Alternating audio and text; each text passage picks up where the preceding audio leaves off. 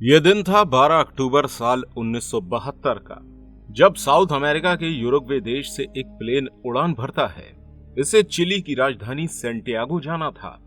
इस प्लेन में total 45 passenger सवार थे और इन पैसेंजर्स में सभी रग्बी प्लेयर थे और साथ में उनके फैमिली मेंबर्स भी थे। दोस्तों, अपनी डेस्टिनेशन पर पहुंचने के लिए इस प्लेन को एंडीज की पहाड़ियों से होकर गुजरना था।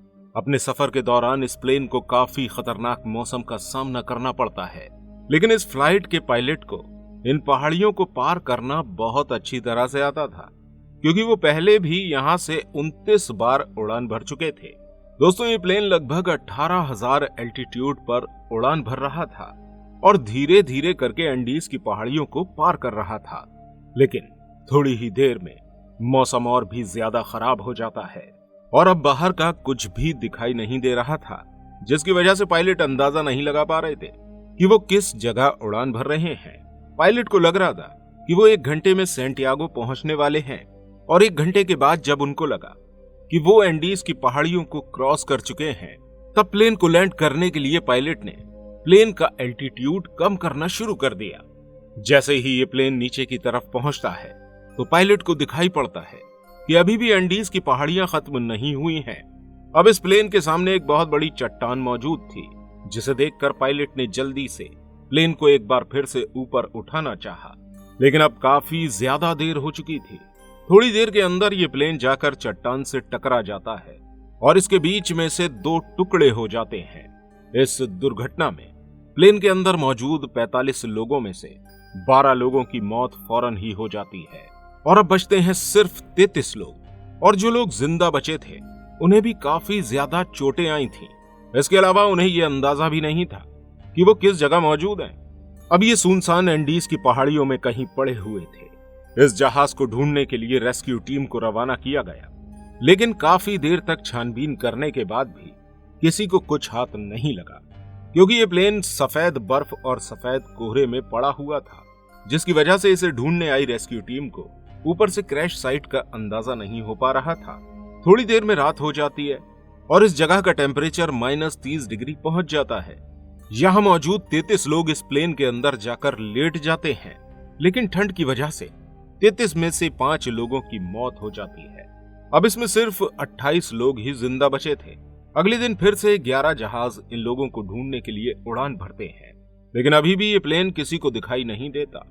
इन लोगों को यहाँ फंसे हुए पूरे 3 दिन गुजर गए थे और अभी भी बचने की कोई उम्मीद नहीं दिखाई दे रही थी।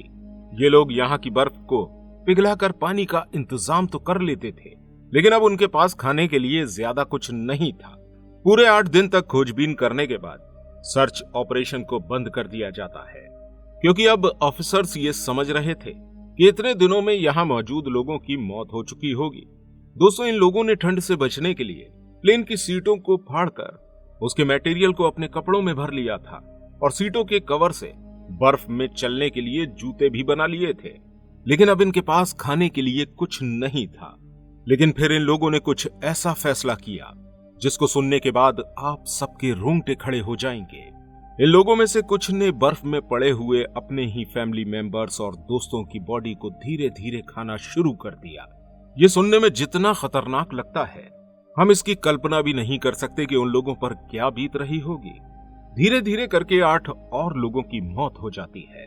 अब यहाँ पर सिर्फ 45 में से 19 लोग ही जिंदा बचते हैं। अब ये लोग सोचते हैं कि अगर इसी तरह यहाँ पड़े रहे तो एक एक करके सभी का मरना तय है। इसलिए अब ये बाहर निकलकर अपने लिए मदद ढूंढने का फैसला करते हैं। यहाँ मौजूद ज्यादातर सभी लोगों को काफी ज्यादा चोटें आई थी, लेकिन 3 लोग ऐसे थे जो कुछ ठीक थे और इसी वजह से ये तीनों इस पहाड़ी से बाहर निकलकर मदद लाने का फैसला करते हैं। दोस्तों, अब इन लोगों को यहाँ फंसे हुए पूरे 33 दिन गुजर चुके थे। ये लोग अब मदद ढूंढने के लिए निकल गए थे। रास्ते में उनकी नजर प्लेन के टूटे हुए दूसरे हिस्से पर पड़ती है। जब ये उस मलबे के पास पहुंचते हैं तो उनको यहाँ से खाने के लिए काफी कुछ मिल जाता है और ये रात में इसी प्लेन के टुकड़े के अंदर रुक जाते हैं। दोस्तों, इस क्रैश को 35 दिन गुजर चुके थे और 19 में से 3 और लोगों की मौत हो जाती है। अब यहाँ सिर्फ 16 लोग ही जिंदा थे। दूसरी तरफ ये तीनों लोग मदद के लिए इधर उधर भटक रहे थे, ये जिस तरफ जा रहे थे उन्हें पता नहीं था कि वहां कोई इंसान है भी या नहीं। ये बस अपने जिंदा रहने की उम्मीद में आगे बढ़ते जा रहे थे। इन लोगों के पास खाना बहुत कम था, इसलिए ये फैसला करते हैं कि इन तीनों में से एक इंसान वापस क्रैश साइट पर जाएगा और 2 लोग आगे मदद के लिए जाएंगे। लगातार 9 दिन तक खोज करने के बाद 20 दिसंबर साल 1972 को इन्हें एक नदी दिखाई देती है और उसके दूसरे किनारे पर 3 लोग भी मिलते हैं। इन लोगों ने यहाँ मौजूद 3 लोगों में से एक से मदद मांगी और ये शख्स इन लोगों की मदद के लिए जल्दी से शहर पहुंचा। जब ये इंफॉर्मेशन हाई कमांड को मिली तो चिली की एयरफोर्स ने इन लोगों को रेस्क्यू करने के लिए फौरन ही अपनी टीम को भेज दिया। यहाँ पर आए रेस्क्यू ऑफिसर्स इन दोनों लोगों को हेलीकॉप्टर में बैठाकर क्रैश साइट पर पहुंच जाते हैं और आखिरकार 22 दिसंबर साल 1972 के दिन, यानी इस क्रैश के पूरे 70 दिन के बाद, बचे हुए लोगों को रेस्क्यू कर लिया जाता है। दोस्तों, इस प्लेन में मौजूद 45 लोगों में से सिर्फ 16 लोग ही जिंदा बच पाते हैं और ये घटना बन जाती है इतिहास की सबसे दर्दनाक घटनाओं में से एक। दोस्तों, आशा करते हैं कि आपको ये वीडियो अच्छी लगी होगी।